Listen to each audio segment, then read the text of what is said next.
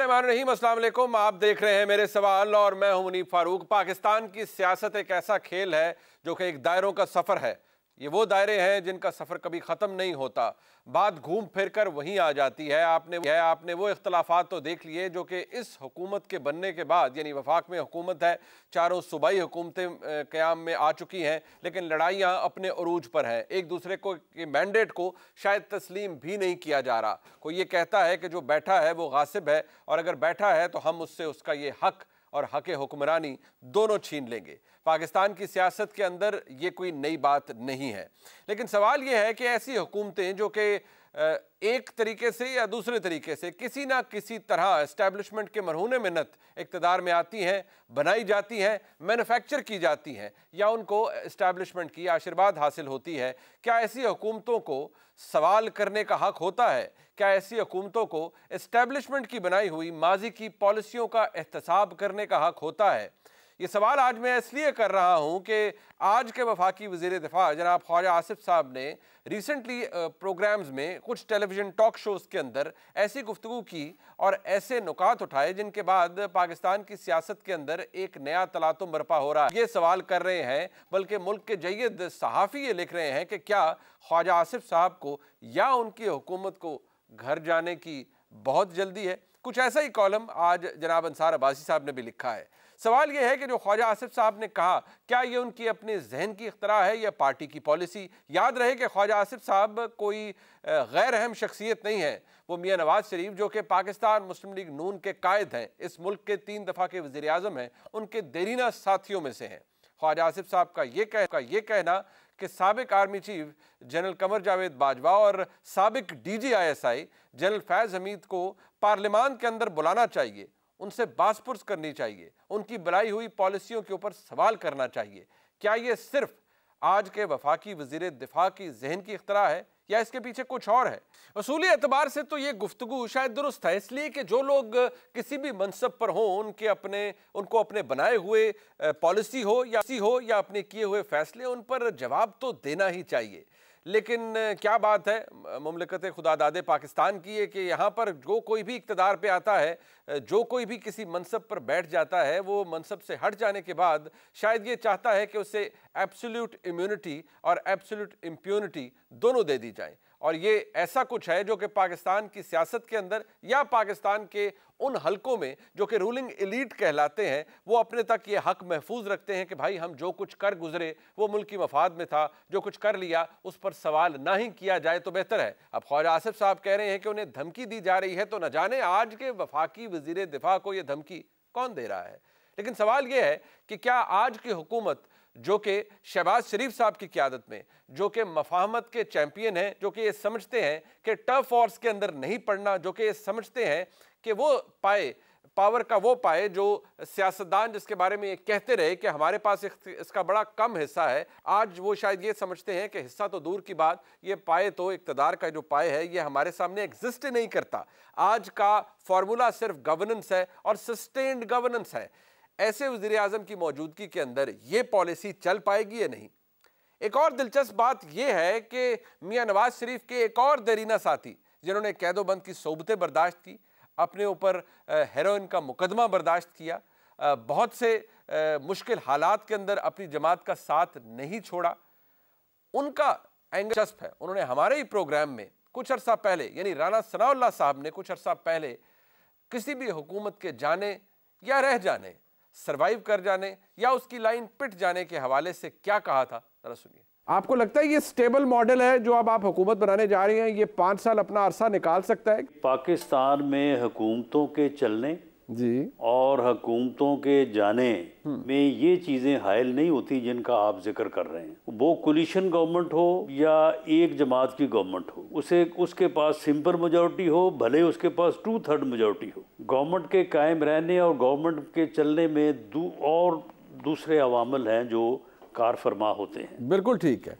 अगर दूसरे अवामल जो है वो अगर कार फरमा ना हुए तो ये चल भी सकती है और बहुत अच्छा काम भी कर सकती है। जहां ये सब कुछ है वहां ये भी है कि ही राना सनाउल्लाह साहब कहते हैं कि इमरान खान के साथ मफाहमत हो सकती है या नहीं, इसका जवाब शायद उनके पास नहीं है, लेकिन इस बात का जवाब उनके पास है कि या इमरान खान की सियासत रहेगी या उनकी, यानी मामलात पॉइंट ऑफ नो रिटर्न पर है। अगर देखा जाए तो इमरान खान के साथ मुफाहमत ये ऑप्शन नहीं है पाकिस्तान मुस्लिम लीग नून या पीपल्स पार्टी के लिए। इनफैक्ट ये दोनों जमातें तो शायद इनमें किसी जगह पर ये सोच हो कि मुफाहमत भी होनी चाहिए, सियासी लोगों को इकट्ठे बैठना भी चाहिए, लेकिन एक तासुर ये है कि इमरान खान खुद ही किसी के साथ बैठना नहीं चाहते, और दूसरा तासुर ये है जिसके अंदर ज़्यादा वजन भी है कि इमरान खान की असल लड़ाई इन हुकूमतों के साथ या इन सियासी जमातों के साथ नहीं है। इमरान खान का असल इख्तलाफ पाकिस्तान की मुक़्तदरा यानी इस्टेब्लिशमेंट से है। इमरान खान अपनी इस परसूट के अंदर क्या कुछ कर बैठे हैं और क्या कुछ उनसे हो चुका है, इसका खमियाजा वो भुगत रहे हैं। लेकिन क्या इन केसेस से इमरान खान की जान छूट पाएगी? अगर लॉजिकली देखा जाए तो मियां नवाज शरीफ को जब इक़्तिदार से अलहदा किया गया तो तकरीबन 1 साल बाद ऐसी सिचुएशन पैदा हो गई कि मियां नवाज शरीफ को उस वक्त की इस्टेब्लिशमेंट ने मुल्क से बाहर भिजवा दिया। वजह मियां नवाज शरीफ की तबीयत की खराबी बनी। लेकिन इमरान खान साहब के लिए ऐसा क्या है जिससे हालात तब्दील होंगे? ये सवाल अभी भी अपनी जगह मौजूद है। इन तमाम मौज़ूआत के ऊपर, इस कॉम्प्लेक्स सिचुएशन के ऊपर बेहतरीन तज्ज़िया, बल्कि एक इन्फॉर्मेटिव तज्ज़िया हासिल करने के लिए चलते हैं। मेरे साथ मौजूद हैं जनाब मुजीबुर रहमान शामी साहब। शामी साहब आपका बहुत शुक्रिया। और जनाब अबसार आलम साहब। शामी साहब, सबसे पहले मैं अगर आपसे आगाज़ कर पाऊँ, जो हालात इस वक्त है, एक तरह से तो ये शायद लग रहा है कि निज़ाम चलने लग पड़ा है, धांधली का शोर अब तक मौजूद तो है, लेकिन शायद निज़ाम आगे बढ़ रहा है या चल रहा है। लेकिन ख्वाजा आसिफ साहब जो कि वफाकी वज़ीर दिफा है, मियां नवाज शरीफ साहब के बड़े करीबी साथी हैं, देरीना साथी हैं, उनकी जानिब से एक नहीं, दो नहीं, 3-4 दफ़ा मुख्तलिफ इंटरव्यूज़ के अंदर, मुख्तलिफ टॉक शोज़ के अंदर एक ही बात दोहराई गई है कि वो ना सिर्फ करारदाद लाएंगे पार्लियामान के अंदर कि साबिक army chief general Qamar Javed Bajwa, उनको भी तलब किया जाए पार्लियामान में, जनरल फैज़ हमीद साहब जो कि साबिक DG ISI हैं, उनको भी तलब किया जाए, और उनसे जो उनकी पॉलिसी थी चंद सिक्योरिटी मामलात के हवाले से ना सिर्फ उस पर बाज़पुरस की जाए कि अगर उन्होंने गलत फैसले लिए तो उनका एहतसाब होना चाहिए, बल्कि जबकि उन्हें कुरेदा गया तो उन्होंने ये भी कहा कि हाँ, ये सवाल भी होना चाहिए कि क्यों मियां नवाज शरीफ की हुकूमत को ख़त्म किया गया था, क्यों नवाज शरीफ को निकाला गया था। शामी साहब, हमारी तारीख देखते हुए उसूली तौर पर तो ये बात दिल को लगती है कि अगर कोई ओहदे पर है, उसने कोई काम किया तो फिर उसकी जवाबदेही भी उसको कर देनी चाहिए, वो जवाबदेह होना चाहिए। लेकिन आज के हालात में आपको ये काबिल अमल नजर आता है जी? मुनीब साहब, जो बात आपने कही है उसूली तौर पर तो उससे इख्तलाफ नहीं हो सकता, और हम तो बार बार ये बातें करते रहते हैं और हमारे सियासतदान भी इस तरह के मुतालबे करते रहते हैं, लेकिन अमलन क्या हो रहा है और क्या होता रहा है उससे हम आंखें बंद नहीं कर सकते। और अब अगर ये एहतसाबी कार्रवाई का आगाज़ होगा, फिर हम माजी को कुरेदने में लग जाएंगे, तो कई लोग ऐसे होंगे जो कहेंगे कि इंतकामी कार्रवाई का निशाना बनाया जा रहा है बाजवा साहब को भी और फैज़ हमीद साहब को भी, और एक उनके हक में भी आवाज़ें बुलंद होनी शुरू हो जाएंगी। तो हमारे यहाँ यानी कोई इंस्टीट्यूशनल अरेंजमेंट हमें करना चाहिए ना, कि कोई अदालती इंतज़ाम हो जहाँ लोग जवाबदेह हों, जब वो तजावुज़ कर रहे हों तो ऐसा कर ना पाएँ, उनको रोका जा सके। लेकिन ऐसा कोई इंतज़ाम हमारे यहाँ नहीं है। हमारे यहाँ सुप्रीम कोर्ट के चीफ जस्टिस जो हैं, उनके सामने आइन जो है बिल्कुल बेबस हो जाता है। वज़ीर आज़म के सामने भी कानून जो है वो बिल्कुल लाचार हो जाता है, और आर्मी चीफ के सामने भी यही सूरत हाल होती है। तो फिर हम कब तक हम माजी को कुरेदते रहेंगे, मुस्तकबिल से बेनियाज रहेंगे और हाल में वही करते रहेंगे जो माजी में होता रहा है। तो ख्वाजा आसिफ साहब जो हैं बड़े सीनियर पॉलिटिशियन हैं, बड़ा एहतराम है उनका, लेकिन उनको चाहिए कि आज की बात करें, आज हालात को दुरुस्त करें, आज हाथ पकड़ें और आज जो है मामला को दस्तूर के मुताबिक चलाएं। तो बाकी तो फिर सब किस्से कहानियां हैं। अबसार साहब, बात उसूली तौर पर, और अगर मुझे याद पड़े तो जिस इलेक्शन ट्रांसमिशन में हम सब इकट्ठे थे, मैं आपके साथ था, जब इलेक्शन रिजल्ट्स भी आ रहे थे, जिस तरह के निज़ाम चल रहा था, बहुत सारी बातें हो रही थी, आप बड़े वेहेमेंटली इस बात को एडवोकेट करते रहे कि जिसका मैंडेट है उसको दिया जाना चाहिए, और अगर नहीं किसी को क्लियर मेजॉरिटी मिली तो कम से कम मुस्लिम लीग नून को पीछे हटना चाहिए, जिसके पास मेजॉरिटी है उसको आना चाहिए। मुस्लिम लीग नून ये डिफेंड करती रही कि नहीं, हमने तो ऑप्शन दिया था, लेकिन वो आज़ाद हैसियत में अगर ज़्यादा लोग जीत गए तो वो हुकूमत नहीं बना सकते थे। लेकिन एक ऐसी हुकूमत जो कि बहरहाल बन गई, उसके एक वफाकी वज़ीर की जानिब से ये कहा जाना, जो कि मैंने अभी आपके सामने अर्ज़ किया, उसूली तौर पर अगेन कहूँगा दुरुस्त है, लेकिन शामी साहब ने जिस तरह फरमाया कि आज की बात हो, अगर माजी को कुरेदेंगे तो फिर बहुत से मसाइल भी होंगे। एक आर्ग्यूमेंट इसको भी अगर आप इस पर रिफ्लेक्ट कर पाएँ कि नहीं, ये तो बनाई हुई हुकूमत है, जैसे पहले बनाई हुई थी 2018 में, तो जो हुकूमतें एस्टैब्लिशमेंट की मरहूने मिन्नत बनती हैं, उनको फिर शायद सवाल करने का इख्तियार नहीं होता या नहीं होना चाहिए। देखिए, मैं जो पहले इलेक्शन ट्रांसमिशन के बाद बात कर रहा था, मैं आज भी उसी पे खड़ा हूँ, और मेरा ख्याल है कि मुस्लिम लीग नून ने हुकूमत, वफाकी हुकूमत लेकर गलती की है, और मैं ये बात भी मुसलसल कर रहा हूँ, बहुत सारे लोग कर रहे हैं, मैं अकेला तो नहीं कर रहा, कि हाइब्रिड निज़ाम पिछले तकरीबन 8 साल से इस मुल्क में चल रहा है, और 8 साल में हमारे हालात ख़राब हुए, बेहतर नहीं हुए, तो आगे भी चलेगा, तो मुझे तो कोई उम्मीद नहीं है कि बेहतरी आएगी। लेकिन हम इस मुश्किल में फंस चुके हैं, इस दलदल में फंस चुके हैं कि जैसा तैसा भी, आपने अभी कहा है कि जैसा तैसा भी हुकूमत बन गई है, और पीटीआई ने भी, जो सबसे ज़्यादा मुखालफत कर रही थी इन इलेक्शंस की, उनने भी सिस्टम का हिस्सा बन गए हैं और गाड़ी को चलाना शुरू कर दिया। तो ज़ाहिर है अवाम पाकिस्तान के जो उनकी हालत है, वो चाहते हैं कि हमारे लिए थोड़ी सी सांस लेने की गुंजाइश निकले, तो हम फिर और बेहतरी की तरफ शायद जा सकें अगले इंतखाबात में, या जब भी नए इंतखाबात होते हैं, टाइम पे होते हैं, जब पहले होते हैं। यहाँ तक बात ठीक है। अब यह है कि सवाल करने की इजाज़त होनी चाहिए कि नहीं होनी चाहिए, या यहाँ मेरा इख्तलाफ है। या तो आप कहें कि इस्टेब्लिशमेंट के साथ मिलकर जिस भी सियासी जमात ने हुकूमत बनाई है, उसने अपने तमाम बुनियादी हुकूक से हाथ झाड़ दिए हैं, वो गुलाम बन गई है एक कॉलोनियल पावर की, और अब वो स्याह करे, सफ़ेद करे, उसके किसी फैसले से मुल्क को कोई नुकसान पहुंचे, ज़्यादा मुश्किलात में चला जाए तो उस पर वो बिल्कुल बात ना करे, वो खामोशी से साइड पे बैठ के दही खाती रहे। मैं इससे एग्री नहीं करता। या तो आप कबूल ही ना करें हुकूमत, लेकिन अगर कबूल की है, और मैं एक एग्जाम्पल जनरल वैसे दे रहा हूँ, मैंने फ़र्ज़ करें मैं एक टीवी चैनल को मैंने ज्वाइन किया, उसकी एक पॉलिसी है, हो सकता है मुझे उससे इख्तलाफात भी हों, लेकिन मैंने साथ भी चलना हो, और मैं कहीं ना कहीं अगर पॉलिसी उस टीवी चैनल की कोई इतनी ही मुश्किल हो कि जिससे उस टीवी चैनल के लॉन्ग टर्म मफादात को नुकसान पहुंचता हो, जर्नलिज्म को नुकसान पहुंचता हो, तो मुझे कम से कम अपनी बात कहनी तो चाहिए ना, कि जी नहीं ऐसे ना करें, ये इसका नुकसान होगा। तो ये हक हर उस हाइब्रिड निज़ाम में हर उस सिविलियन का है जो कॉम्प्रोमाइज़ करके हुकूमत में जाता है, कि वो अगर कहीं गलती देख रहा है तो वो उसको निशानदेही करे। दूसरी बात जो मुजीबर रहमान शामी साहब ने कही ना, कि ख्वाजा आसिफ साहब को इस वक्त की बात करनी चाहिए, तो अगर इसका एक और एंगल है, अगर हम उस एंगल से देखेंगे तो आपको पता चलेगा कि ख्वाजा आसिफ आज ही की बात कर रहे हैं। बेसिकली वो किस तरह से है, वो इस तरह से है कि अभी मीर अली में अटैक हुआ, पाकिस्तान के फौजी शहीद हुए, बहुत ही उससे फौज के अंदर एक सेंटिमेंट है। पिछले मुसलसल 2 सालों से, जब से तालिबान हुकूमत आई है, फौज पर हमले बढ़ गए हैं, सिक्योरिटी पुलिस पर हमले बढ़ गए हैं, पैरामिलिट्री फोर्सेस पर हमले बढ़ गए हैं। तकरीबन 800 के 900 हमारे सिक्योरिटी फोर्सेस के लोग शहीद हो चुके हैं, तो और सिविलियंस भी इतने ही तकरीबन शहीद हो चुके हैं। पिछले 20 साल में जो दहशतगर्दी की जंग है, पाकिस्तान 70,000 अपने शहरी बेगुनाह जाँ भाग हो चुके हैं, 7,000 हम अपने फौज के और पुलिस के जवान उस जंग में कुर्बानी दे चुके हैं। हमें उसके जवाब में अब ये कितनी बार उनको कहा गया कि ये ना करें, अब फिर उनको नहीं जी, उनको ला के यहाँ बिठाएं।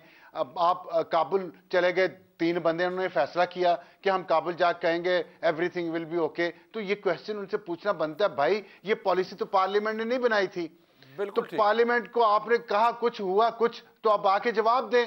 क्यों? मतलब एक वजीर आजम एक घड़ी या गाड़ी रख ले, कानून की खिलाफ वर्जी में आप उसको जेल में तुन देते हैं, उस पर भी कहा करें ना कि चले छोड़ें यार, आज की बात करें, उससे गलती हो गई, इतनी बड़ी गलती, इतने लोग जवान जाने दे रहे हैं, उससे एक सेंटिमेंट है फौज के अंदर, अवाम के अंदर कि ये हमारे साथ क्या हो रहा है, क्यों हो रहा है, ये सवाल है।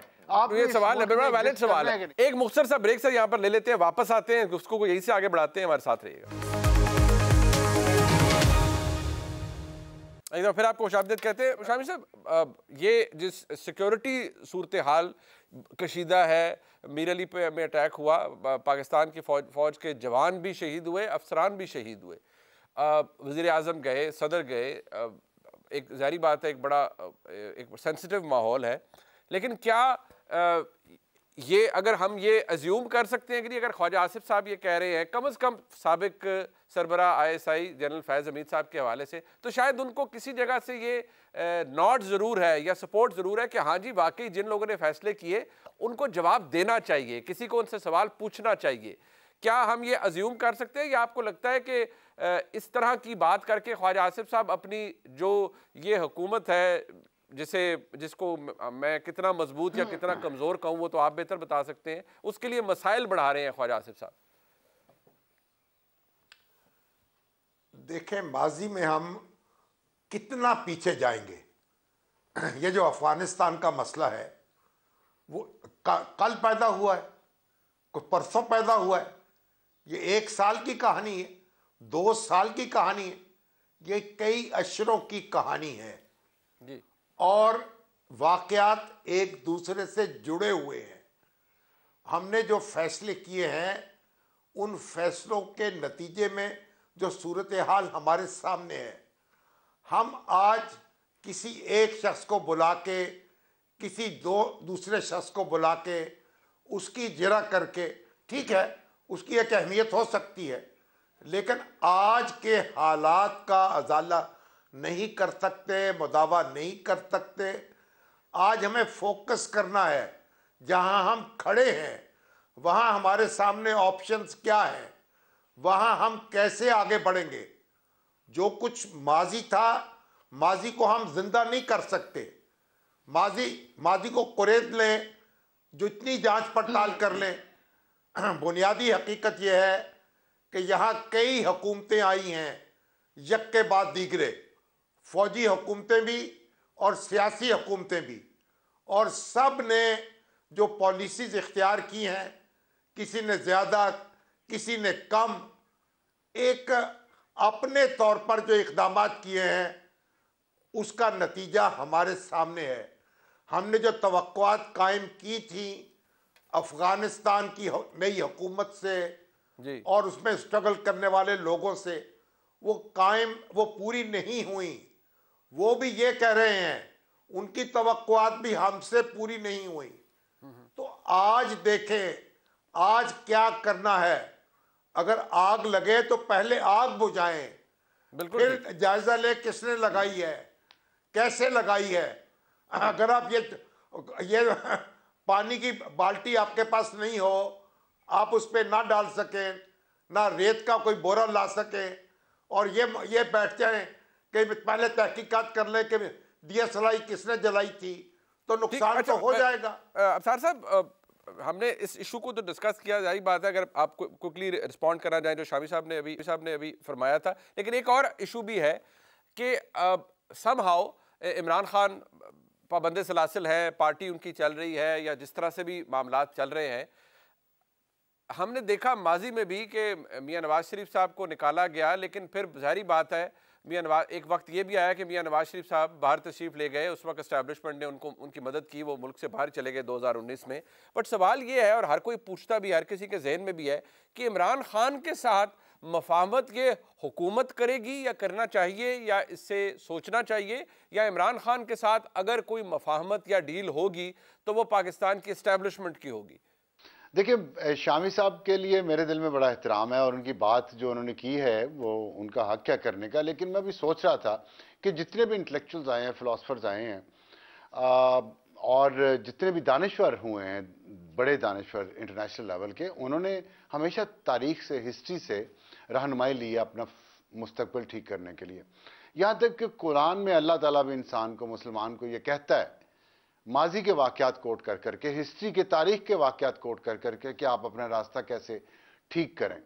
तो ये मैं नहीं इस बात पे यकीन करता कि बगैर माजी की जांच पड़ताल किए आप अपने मुस्तकबिल का रास्ता दुरुस्त कर सकते हैं। और फिर जब सिविल और मिलिट्री हुकूमतों की और उनकी पॉलिसीज़ की बात होती है तो मुझे एक फीसद वो रोल बता दें जो सिविलियन हुकूमत का पाकिस्तान की खारजे या दिफाई पॉलिसी में होता है, और ख़ास तौर पे अफगानिस्तान और अमेरिका के मामलात में अगर है तो बता दें। तो ये क्यों है? ये पॉलिसी एक ही जगह से बनी है और उसमें प्रॉब्लम ये होता है कि टेन्योर्ड जो सियासतदान हैं वो जब पॉलिसी बनाते हैं वो अपने टेन्योर के हिसाब से बनाते हैं, और वो उनका ये होता है 3 साल 4 साल जो भी, या 6 साल हो गए तो वो उसमें जो हम कितना किस पे काम करें और क्या कर सकते हैं। तो इसीलिए हम बार बार ये कहते हैं कि ये पॉलिसी पार्लियामेंट को बनानी चाहिए। पार्लियामेंट अवाम की उमंगों की तर्जुमान है।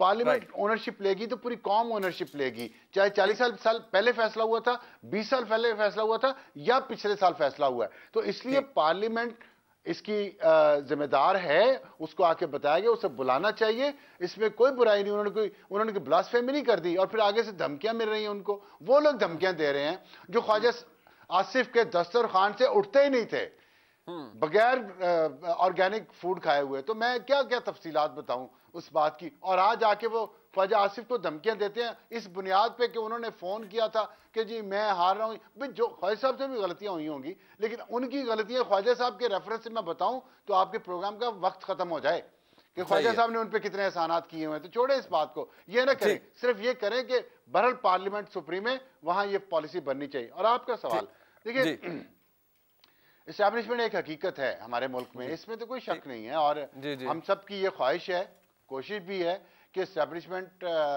पूरी दुनिया में जैसे होती है अपना वही उसी रोल तक अपने आप को महदूद करे, लार्जर देन लाइफ रोल अपना अदा ना करे, क्योंकि इस्टेब्लिशमेंट नहीं कर सकती। और जो हमारे हालात हैं, या तो हम दुनिया की कोई बहुत अच्छी या रीजनल पावर ही होते इस्टेब्लिशमेंट के इतने बड़े रोल से, तो हम समझते कि यार बड़ा कामयाब सिस्टम है, इसको चलाएं। तो हमारी हालत अफ्रीकी ममालिक से भी नीचे हो गई है, मुआशी भी और सियासी भी, और जो ह्यूमन डेवलपमेंट इंडेक्स है उस पर भी दुनिया में हमारी कोई इज्जत नहीं है। तो इसलिए हमें इसको बदल के, और अगर वो इस्टेब्लिशमेंट के जरिए उनके रोल से इस मुल्क में कोई ऐसा कंसेंसस, सर इमरान खान से मफाहमत, सर इमरान खान से मफाहमत एजेंडा पे, सर अगर क्विकली सर आप उस पर फरमा दें। इमरान खान से मफाहमत की मैंने बात की कि आपके नजदीक कैसे मुमकिन हो सकेगा इस निज़ाम के अंदर जो चल रहा है, फिर मैं ताकि शामी साहब के पास जाऊं। देखिए, मुझे उम्मीद कोई नहीं है, उम्मीद रखनी चाहिए। इमरान खान साहब से उम्मीद नहीं है कि वो मुफाहमत चाहते हैं। उनका मुफाहमत कबूल करना अपने पिछले 25-30 साल में जो उन्होंने लोगों पर इल्जामात लगाए हैं उससे वापसी होगी, और इल्जाम लगा के उन्होंने वापसी की भी है। चौधरी परवेज लाई उसकी बहुत बड़ी मिसाल है। लेकिन यहाँ पे अब वो अपने फॉलोअर्स को उस जगह पे ले आए हैं, कल्ट बन गया है जहाँ पे वो शायद इमरान खान की इस बात को कबूल ना कर पाए कि उन्होंने अब मुफाहमत कर ली है उन सियासी जमातों से, उस इस्टेब्लिशमेंट से जिसको वो मुसलसल तनकीद का निशाना बना। राइट। एक मुख्तसर सा ब्रेक सर यहाँ पर ले लेते हैं, वापस आते हैं, उसको यहीं से आगे बढ़ाते हैं। हमारे साथ रहिएगा। एक दफा फिर आपको खुशामदीद कहते हैं जी इस प्रोग्राम में। शामी साहब, ये क्या आपके नज़दीक इमरान खान साहब भी अपने ही बयानिए के हॉस्टेज बन गए हैं, या ये जो पूरा इंप्रेशन क्रिएट हो गया है कि जी जैसे पहले बनाया गया था कि हम कोई गुलाम हैं, बेशक उसकी नफ़ी उन्होंने कर दी, लेकिन इमरान खान का सपोर्टर वोटर आज भी यही कहता है कि हम अमेरिका के गुलाम नहीं हैं। इसी तरह ये जो लड़ाई चली इस्टेब्लिशमेंट के साथ और जो मामलात है, क्या आपको लगता है इसमें मफाहमत का कोई गुंजाइश निकल पाएगी आपके नज़दीक? देखें, फिलहाल तो मुझे कोई ऐसी सूरत नज़र नहीं आ रही, लेकिन कुछ वक्त गुजरने के बाद जब किरदार बदलेंगे तो फिर सूरत हाल बदल सकती है। अब मुझे बताएं, जो अफसार आलम साहब बात कर रहे हैं, असूली तौर पर मुझे इससे इख्तलाफ नहीं है, मगर एक ऐसी पार्लियामेंट जिसमें अपोजिशन और हुकूमत आपस के में बैठने को तैयार ना हो, एक दूसरे के मैंडेट को तस्लीम न कर रहे हों, और वहाँ हरदम धमा चौकड़ी मची हुई हो, वो पार्लियामेंट कैसे असर्टिव हो सकती है? वो पार्लियामेंट कैसे अपना तहक्कुम कायम कर सकती है? वो पार्लियामेंट कैसे इस्टेब्लिशमेंट को महदूद कर सकती है? तो ये हम ज़मीनी हक़ाइक़ भी तो देखें ना। और जब नवाज शरीफ साहब जो हैं, उनके साथ जो कुछ गुजरी, तो क्या इमरान खान साहब के साथ उनका मामला तय हुआ? जब वापसी उनकी हुई या उनको स्पेस मिली तो किससे बात हुई उनकी? किससे मामला तय हुआ? किस तरह वापस आए? और आज भी जो पेशरफ्त होगी, क्या सियासी जमातों में होगी? क्या मुस्लिम लीग नून और पीपल्स पार्टी जो है वो कोई रास्ते में फूल बिछाएंगे और कांटे चुनेंगे? तो देखिए, जो हमारे ज़मीनी हक़ाइक़ हैं, हम मुसलसल काम कुछ और कर रहे हैं, शोर कुछ और मचा रहे हैं, उंगलियां दूसरों की तरफ उठा रहे हैं और अपने गिरबान में झांक नहीं रहे। ये भी तो देखना होगा ना। हमने माजी में बार बार दावा किया, ये भुट्टो साहब का केस जब चला तो बार बार ये कही जाती थी, जनाब अब वजीर आजम का एहतसाब हो गया, अब तो यहाँ कोई तजावुज नहीं कर सकेगा। आज सुप्रीम कोर्ट कह रही है कि भुट्टो साहब को जनाब तकादे जो हैं इंसाफ के और कानून के वो पूरे नहीं हुए, उनके साथ ज्यादती हुई। तो हम ये बार बार, फिर नवाज शरीफ साहब के खिलाफ जो कार्रवाइयाँ हुई, हमने कहा कानून का झंडा बुलंद हो रहा है। सुप्रीम कोर्ट बराह रास्त जनाब निगरानी कर रही है। नतीजा क्या निकला? हक़ाइक़ किस तरह सामने आए? और आज जो एक कार्रवाइयाँ जारी हैं यकतरफा तौर पर, उसके बारे में भी हम शोर मचाया हुआ है हमने। हम समझ रहे हैं कानून का परचम जो बुलंद हो रहा है, हाकमियत कायम हो रही है। जब 2 साल गुजरेंगे, 3 साल गुजरेंगे, पता नहीं हम अपना सर पकड़ के बैठे हुए होंगे या किसी दूसरे का सर पकड़ के बैठे हुए होंगे, अपने सर में ईंट मारेंगे या किसी दूसरे के सर तलाश करेंगे। तो हम अपने हाल पर नजर नहीं करते, मुस्तकबिल की तरफ तवज्जो नहीं करते, माजी में उलझते हैं और हम शुतर मुर्ख की तरह अपने समझते हैं कि हमें पनाह मिल गई है और मामला को हमने दुरुस्त कर लिया है। जब तक हम अपना हाल दुरुस्त नहीं करेंगे, माजी को दुरुस्त करने की कोशिश करते रहेंगे, उस वक्त तक ना मुस्तकबिल दुरुस्त होगा, ना हाल हमारे काबू में आएगा। ठीक, बहुत बहुत शुक्रिया जनाब मुजीबुर रहमान शामी साहब का और जनाब अबसार आलम साहब का। 2 मुख्तलिफ आरा, लेकिन दोनों के अंदर वज़न बेशुमार। शामी साहब का ये कहना के ऊपर फोकस किया जाए और अपने मुस्तकबिल की फ़िक्र की जाए, जबकि अबसार आलम साहब का कहना था कि जब तक आप अपना माजी दुरुस्त नहीं करेंगे, आप अपने हाल और मुस्तकबिल का कुछ भी नहीं कर पाएंगे। प्रोग्राम आपने देखा, जिसका फीडबैक हमें ज़रूर दीजिएगा। देखने का बहुत शुक्रिया। खुदा हाफ़िज़।